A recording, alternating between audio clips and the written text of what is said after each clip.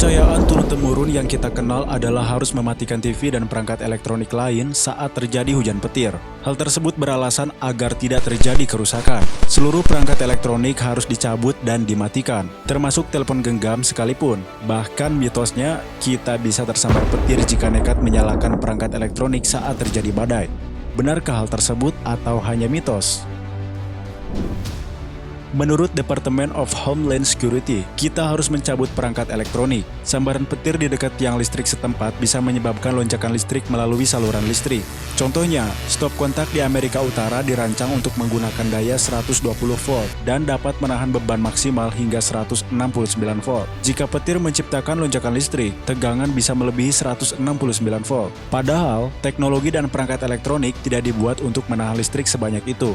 Meski lonjakan listrik jarang terjadi, kita disarankan untuk mencabut perangkat elektronik, seperti TV atau alat elektronik lain. Kulkas tetap bisa dinyalakan agar bahan makanan tidak mengalami pembusukan.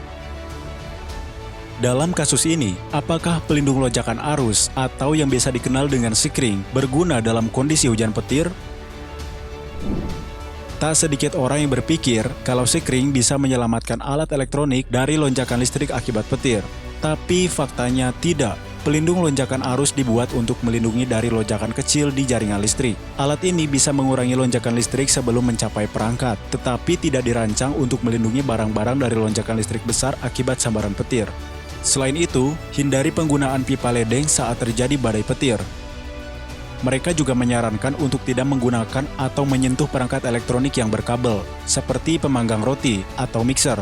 Perangkat elektronik yang dicolokkan ke dinding atau terkoneksi pada pipa berpotensi berbahaya karena petir bisa menyambar hingga jarak 16 km. Kemudian, apa yang harus dilakukan saat badai petir berlangsung? Yang paling penting adalah segera berlindung di dalam rumah. Meski begitu, ini tidak sepenuhnya aman karena sepertiga dari cedera akibat sambaran petir terjadi di dalam ruangan. Hindari perangkat elektronik seperti komputer, mesin cuci, dan perangkat elektronik lainnya yang terhubung dengan stop kontak listrik.